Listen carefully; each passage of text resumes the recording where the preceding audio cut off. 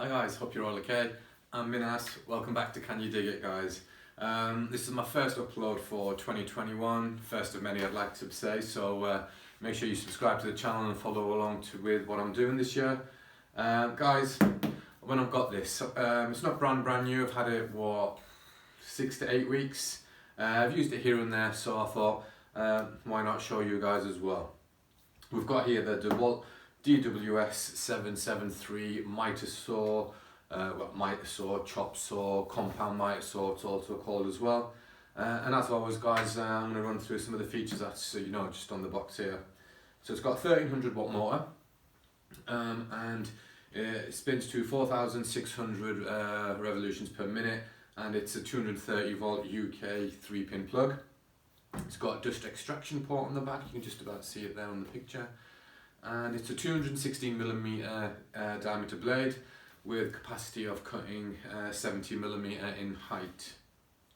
And if we're cutting 90-degree angles, again we can do 60mm in height on a 250mm wide board. Likewise with the 45-degree when we're adjusting the mitre. Fortunately we lose a bit of height. We can only do 48mm in height, but still we get the 250mm coming out. And next on the box guys, it's showing when you release the trigger, it comes to a standstill in less than 10 seconds.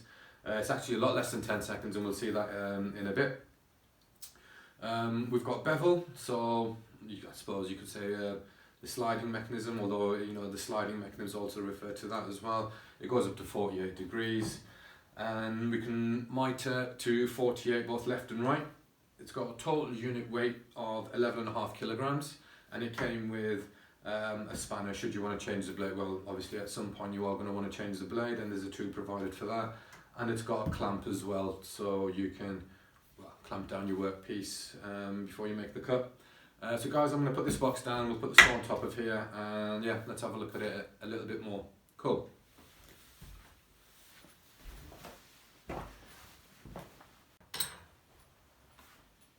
Okay guys, so this is the unit itself. It comes straight out of the box ready to use, no assembly required.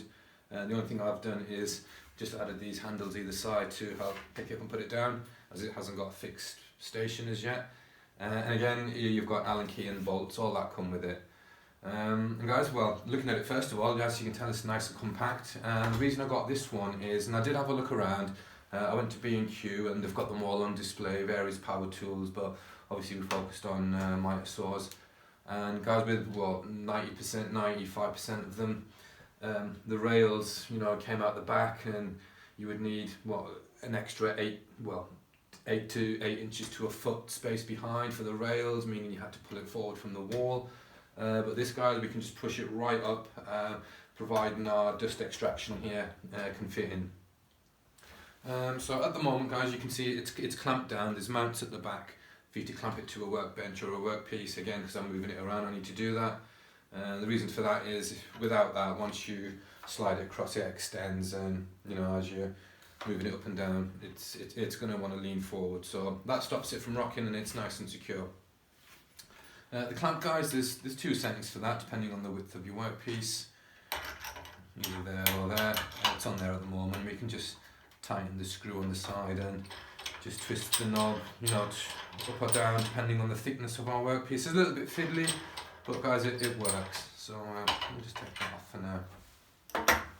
now. To release the blade itself, at the moment guys, it's locked, so we can just push down a little bit, and there's a locking pin at the back. We just pull that out, and there you go. And you'll notice there the blade guard kind of now covers the whole blade. Speaking about the blade guard, it's got a little wheel there that rides along your workpiece, and it lifts up as soon as it makes contact. But to draw that back, there's nothing fancy, just a simple trigger mechanism. To operate the saw, it's not plugged in. Thumb on the button on the side, true trigger motion, and your finger there, and off we go. A little bit tricky if you're left-handed. So yeah, that's that. Dust extraction goes here. The base plate itself, guys, it's absolutely solid. We've got all the controls here, and just to show you at the moment, that's how we would get our miters. It's got positive stops, and it locks into place. Actually guys, let's get a little bit closer, and we'll have a little bit of a better look. Cool. Okay guys, so that's the saw face on, and as you can see it's not that wide with the handles on. It's literally millimetres over 2 foot, and if you want to save space, if you've actually got a mitre station that it can slot into, you can probably, you know, gain an extra, what, 6 inches in width from the sides. Guys, so we'll just have a little bit of a better look. So again, we just push it down, release the pin, and up it lifts. Okay, so let's just have a look at the sliding mechanism first. And it slides left and right, so it goes up to 48 degrees. And I mentioned positive stop, so let's get it back to, well, close to 90. It's a little bit off, and just to make sure, there you go, it locks into place, and it's those holes there on this plate here. And guys, you'll notice there's some screws here as well. It's not perfect, it's 99.9% I'd say, guys, in terms of it being square. I haven't got round to, well, actually I'm not really sure how to, but I've seen how to do it. You can unloose these screws here, and we can offset the guide a little, and depending on whether it's, you know, cutting too much or too less, will depend on how to tweak that. But for now, guys, for what I've used it for a handful of times, it's absolutely brilliant. And so yeah,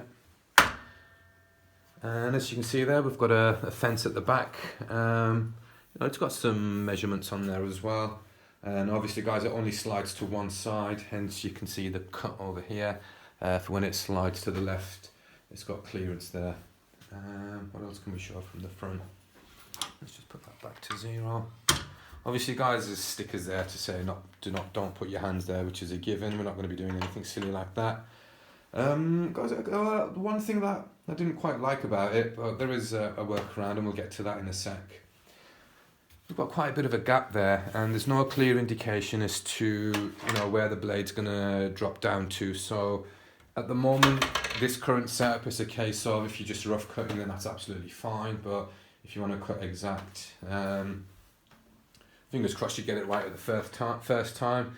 But you're going to have to bring your workpiece over with the pencil line, and, you know, just line, you know, whichever side of the teeth you want, depending which side you're keeping, left or right, and just go at it like that. But yeah, we'll have a little look at that when we make some cuts. Well, let's show you the front. I think that's it for the front. I don't know if you can see there, the back guide, back there, guys, actually, but that's the guide for the sliding bevel. Let's spin it around, let's have a look at the back. Okay guys, so that's the back of the saw. And again, guys, I've said it on another one, that how compact it is. As it's locked down, total height is just over 16 inches. Some of the features on the back, so let's just start with this right here. So that's your dust extraction, and you can just hook up your shop vac straight to it, and off you go there. And okay, it's secure, quite solid, and I believe DeWalt do their own, and it's got their, you know, special fixing on the back there, but most shop vacs do fit in there nicely. Another thing on the back here, guys, so we've got this here, so we can release this. Actually, what we'll do, let's just release it. Okay. To do the bevel, guys, it only goes one way. We loosen this, and as you can see there, and then we lock it in place, and that lets us go up to 48 degrees on the bevel there. So if we just bring that back. One thing to make note of this, guys, and I didn't know when I was having my first little mess around with this, bearing in mind I've never used one before. The first cut I'd ever made on a Mitre Saw was on this not long, what, 6 weeks ago. Once you loosen it, you've got this little thing here, and depending on where that little guide is, depending on whether it's going to cut at 45 or 48 when it's on its maximum. So I didn't know that at the start. I was playing around, I was wondering why it wasn't perfect 90-degree bevel corners, and that was why. So just make sure that's on 45, we tighten it up, and there you go. Okay. And cable, it's not that long, guys. I thought it would have been a little bit longer, but again, extension cables, things like that, it's just over 6 foot. What else can we show at the back? Oh, actually, So as you can see there, that's the mount for the clamps to sit on, and you know, we can put bolts in there as well. The fence at the back, actually guys, I don't know if you can see that, but we've got 2 holes either side. I'll come on to that in a sec. What else can we show from the back? I think that's about it really. The motor sits on that side. This is to lock it actually now. Okay, so this one here, we can twist that and it won't slide, it won't pull out. There you go. And again guys, you can see the rails. Mentioned at the start, most Mitre saws like this have the rails coming out the back, but these going inwards. And such a nice, beautiful, slow action. Guys, I think the next thing now is to cut some wood. Cool. Let's get set up. Okay guys, so we're set up, ready to go. It's plugged in. And so a couple of things you might notice guys is, now again, didn't really know what I was doing, but the blade's burnt a little. Now the reason for that is, as you can see, it hasn't got a big footprint, and I tried to cut a long board, and as I cut it, it was unsupported, and I was doing it a lot. I was figuring out, well, why is that happening, and that was why. So yeah, lesson learnt, scary moments. Okay guys, let's make a cut.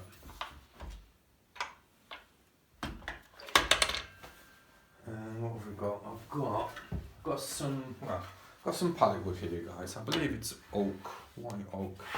And as you can see there guys, we're just gonna, just take that off, just to make a first cut, really, just to see what we're working with. Now you can see here with the clamp, I can bring it to that position.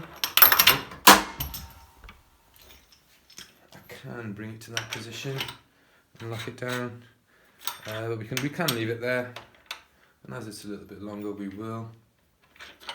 And we can just slide it over that way. Lock it in place.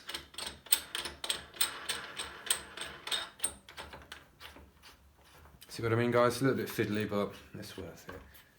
Just make sure the workpiece is nice and tight up against the fence. Brilliant, that's not going anywhere. And again guys, this is a rough cut. I'm not too bothered about where I make the actual cut. But can you see now, if there was a pencil line, we'd have to make sure it lined up with this side of the teeth if we were keeping this piece. And likewise on the opposite side. Okay guys, so this is what, just a straight cut. Let me get my square just to have a little look afterwards.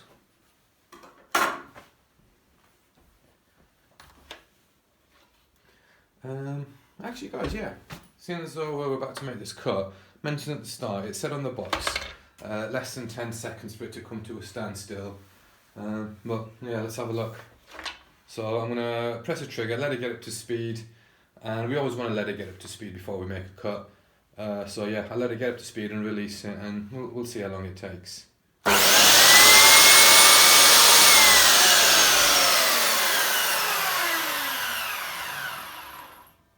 So yeah, the box said 10 seconds, and I'm thinking that was what, 6, 7 maybe at most. Anyway, enough about me, let's just make this cut. So everything's secure, clamps are on the back, shock vacs hooked up. Yep, brilliant. So let's get into it.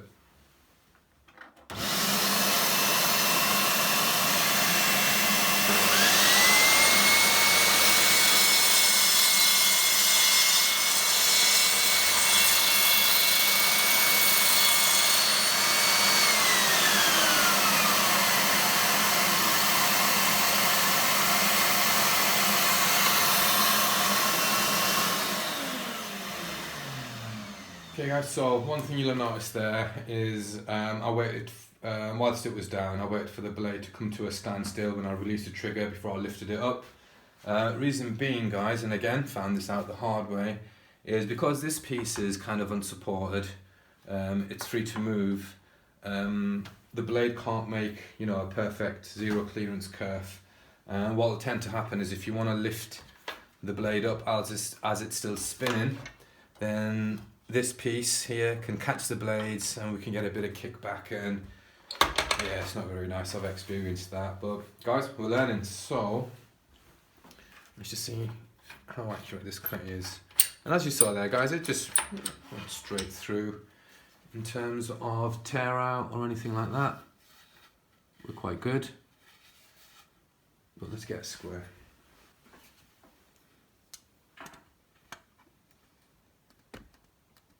There's no gaps. Just make sure we're buttered up against this right hand side. And guys, that's straight out the box. I've not dialed it in or anything, I've not messed around with those additional screws. So yeah, that's straight out the box, nice 90-degree, perfect cut. Let's move on to making a mitre cut, guys. Again, let me get set up and off we go. Okay guys, so we're set up to make a mitre cut. We'll just go straight for 45 and we'll slide it over to the right. I'm not sure if I mentioned, but this knob here, you've actually got to pull it up and that releases the mechanism. Again, with the positive stops, I'm going to shoot over 45 and then there, just lock it back into place. We'll use the same workpiece again, guys. So we'll go kind of in the middle. And again, we're going to make sure that the clamp, the whole of the base plate of the clamp is in contact with our workpiece.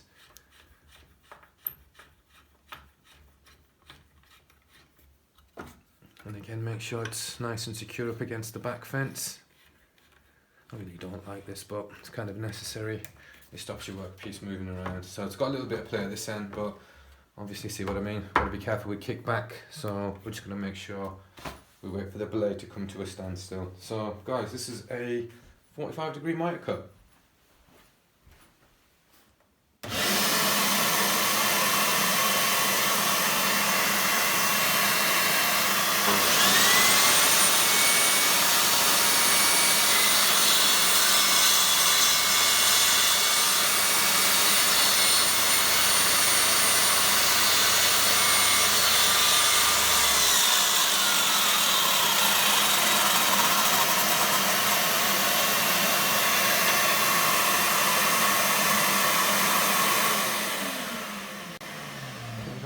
So again, it just glides straight through. You hardly feel it.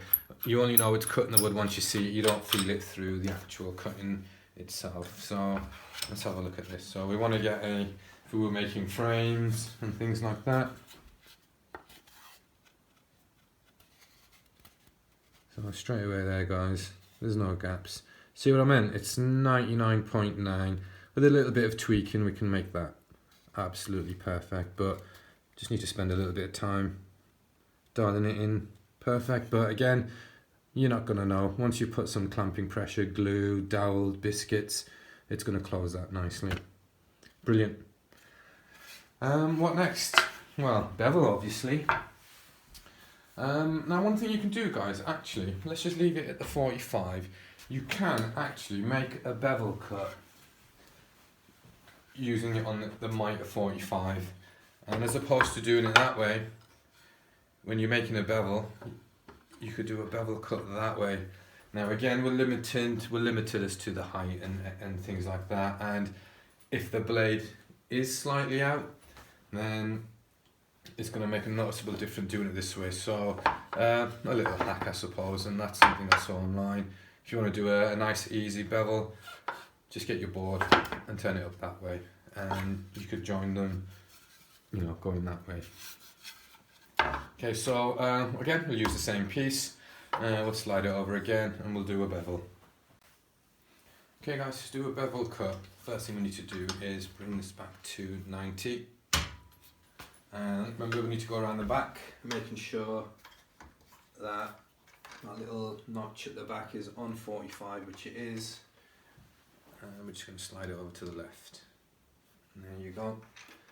And again, if this is slightly out, like with the front, you can undo the screws and slide this guide plate. Likewise with the back, guys, there's a couple of screws there, and if it is slightly out, you can, you know, offset it that way. So we'll get the same workpiece. And as you can see there, guys, it makes sense to have the fence at the back with, you know, a gap there for this specific cut. So now, see guys, with this it gets a little bit fiddly depending on the size of your workpiece. If we had an extended workstation, it would be, you know, a lot easier, but we'll make do. So again, I'm going to secure this down.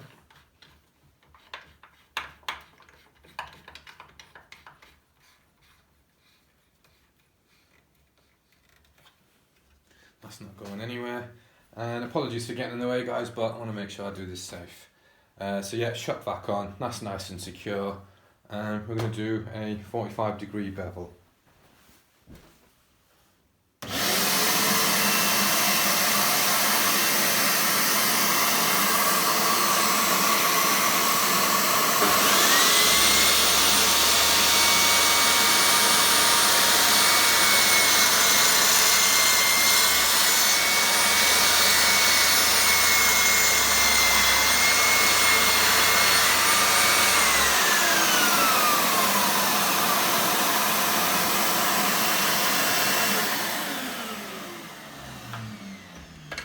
Okay guys, so that's the bevel. See how this piece here just moved? Now that was with the blade stood still and it just caught it.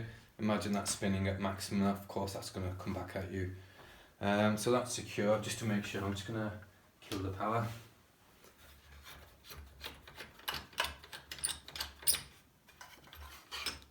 And this here guys is a bevel cut. So as opposed to the Mitre, which was joining two pieces, where is that other piece? Mitre is joining them that way. With the bevel, we're able to join end to end.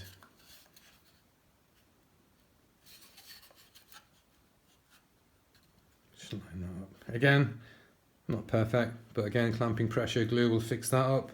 I just need to spend a bit of time honing that in guys, but straight away, let me just line that up. It's a little bit tricky with the camera, but yeah, perfect. And now guys, what we'll do is we'll do a compound mitre cut. I'm not sure what they're used for.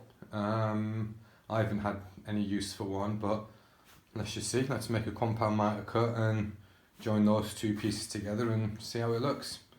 Cool, guys, let's get set up. Okay guys, so this is going to be a compound mitre cut. Now, I've not done one of these before, fingers crossed it goes fine. So what I've done there, I've left the bevel that way at 45, so I'm still at the 45 degrees that way. However, I've mitered it over this way at 30 degrees. And I believe that's what now makes it a compound mitre cut, because we've beveled it that way as well as mitering that way as well. Now I'm using a different workpiece, well, for the sole purpose I want to get my fingers out of the way. Those pieces are now getting to what, 8 to 10 inches, so again I'm going to secure this down and we'll make a compound mitre on this 2x1. Okay guys, so I'm just going to secure this down, and what we'll do is, just for demonstration purposes, because the weight's on the left, if we haven't got a clamp, see what I mean? It's going to want to lift up, and that's what I was doing at the start when I was cutting longer boards that were unsupported, and as a result it pinched the blade and, you know, burnt the blade as well as my workpiece. But again, I was just playing around. So this one, unfortunately guys, with this, the base plate of the clamp is only what, 1 millimetre big each side of the workpiece, but we should be okay. And again, that's pushed up nice and tight, so yeah, let's try this compound mitre cut.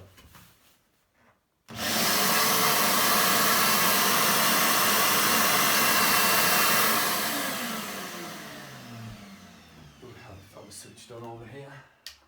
I guess everyone's made that mistake guys, and we'll leave that in the video. So yeah, let's try again.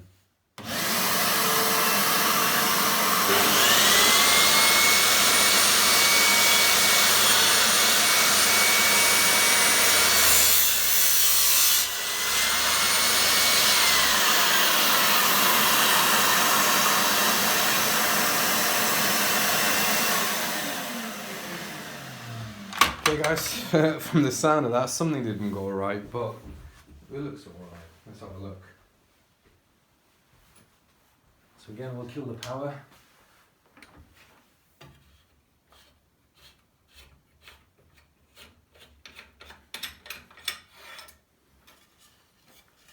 So yeah, that's what happened.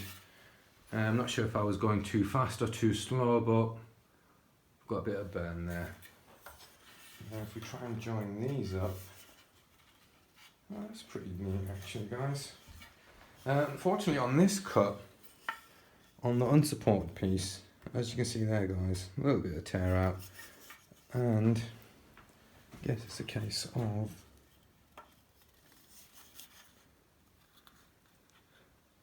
so as you can see, that's pretty neat. Don't know what I'm going to do with that. I suppose just playing around, but it's a bit of a complex join. It's not at 45, it's not at 90, it's at kind of both. That looks pretty neat, guys. You could do some good work with that. Guys, I've got something else I thought I'd like to show you, share with you. So once you've made a cut, let's just assume you've missed your pencil line slightly, and you've got what? Just over 0.5 millimetre still that needs cutting. Now again, to line that up, going up and down, it's going to be a bit of a pain. But I saw this one trick. What you can do is bring the saw blade down, okay, and move your workpiece so it's touching the blade. And then what we want to do is we want to push a little bit more, just so the blade flexes slightly. So now when we lift it up, the blade comes back to its position. And there, it stops there. We can take off, well, we can literally shave off 0.5 millimetre that way. So yeah guys, that's a little trick for you. Okay guys, so the last little thing to show you for this video, another thing that you can do is, now we've got it back to 90 degrees here, we've straightened it up. Now I mentioned that the width, we haven't got all that, and if we had a longer workpiece, we're going to struggle to support it, and kickback and blade burning and things like that. We're going to get all sorts unless we had a mitre station. But what we can do is, now I mentioned these 4 holes at the start, 2 on each side on the fence, and we're going to extend the fence, guys. So what we can do is we can screw that workpiece to it, or as wide as you want, guys, to support as long as the timber you want to cut, and that just provides a little bit extra support, as well as a bonus feature. Now I mentioned at the start that straight away with a pencil line it's hard to see where you're going to be cutting and things like that, but first of all, those 4 screws, those 4 holes, we're going to screw the fence, the wooden makeshift fence, to the actual fence from the back using those 4 holes. And guys, I'm using screws long enough that aren't going to burst through the front of this, so we'll just go straight into that, shouldn't take too long. And again, we want to push down, that goes straight in. We'll do another one here. And we'll come around the other side.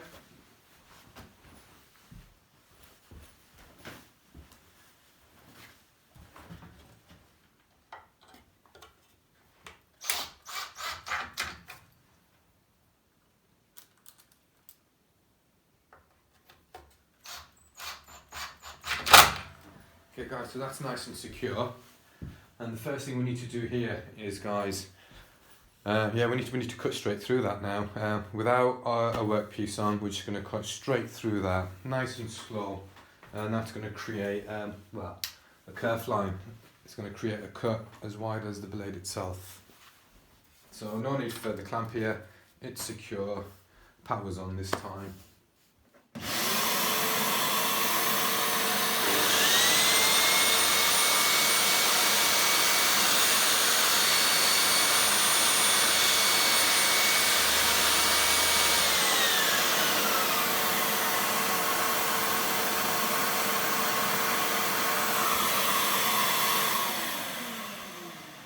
Okay guys, on that cut, I could have afforded to have lifted the blade whilst it was still spinning, reason being there was no way that was going to pinch the blade as it's secure there. Now guys, remember at the start we didn't know where to line up. One of the good things with this is we can now, depending on which side we want to keep, we can measure off the inside of that, okay, on both sides, and with that the longer the makeshift fence we've got, we can then get another piece of wood, measure to whatever we want. Doesn't have to be exact. Let's say we want to go, I don't know, here. We'll just make sure that's nice and straight. And then what we can do is, for repeat cuts, get our workpiece. What's going on there? Why is that move? Get our workpiece, slide it all the way over, and just keep going. Remove that, slide it over again, and keep going, and they'll all be exactly the same. They might be slightly out of what you want them to be, but they're all going to be exactly the same.